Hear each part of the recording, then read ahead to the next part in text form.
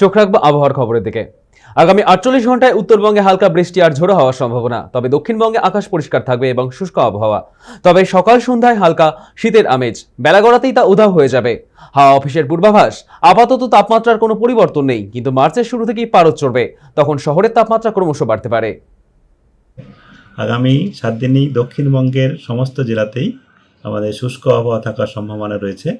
উত্তরবঙ্গে আগামী 24 ঘন্টাতে কয়েকটা জেলাতে, যেমন দার্জিলিং, কালিম্পং, জলপাইগুড়ি এবং আলিপুরদুয়ার, এই জায়গাগুলোর মধ্যে বিক্ষিপ্তভাবে এক দু জায়গায় হালকা বৃষ্টিপাতের সম্ভাবনা রয়েছে।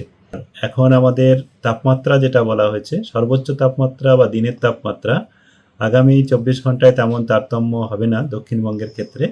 আর দক্ষিণবঙ্গের 24 ঘন্টা পরে ধীরে ধীরে, যেটা আমাদের সিজনাল এখন বাড়ে, সেটা 2 থেকে 3 ডিগ্রি পর্যন্ত পরের 3 দিনে হচ্ছে আপনার 1 তারিখ থেকে 3 তারিখের মধ্যে 2 থেকে 3 ডিগ্রি বেড়ে যাওয়ার সম্ভাবনা রয়েছে।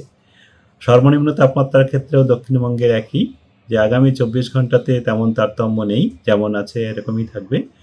তবে 24 ঘন্টা পরে ক্রমশ 2 থেকে 3 ডিগ্রি পর্যন্ত বাড়বে বিভিন্ন জেলার বিভিন্ন অংশে। আর উত্তরবঙ্গের ক্ষেত্রে যেটা রয়েছে, উত্তরবঙ্গের জেলাগুলিতে আগামী 3 দিন পর্যন্ত বা আগামী 4 দিন পর্যন্তই, 3 থেকে 4 দিন পর্যন্তই তেমন তারতম্য হওয়ার সম্ভাবনা নেই, সর্বোচ্চ এবং সর্বনিম্ন দুটো তাপমাত্রার ক্ষেত্রেই। আর 4 দিন পরে তাপমাত্রা ক্রমশ উত্তরবঙ্গে সর্বনিম্ন এবং সর্বোচ্চ দুটোই, রাতের এবং দিনের তাপমাত্রা বাড়বে বলে মনে হচ্ছে, পূর্বাভাস দেওয়া হয়েছে।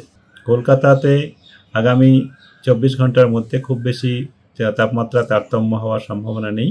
মূলত প্রধানত পরিষ্কার আকাশই থাকবে কলকাতাতে।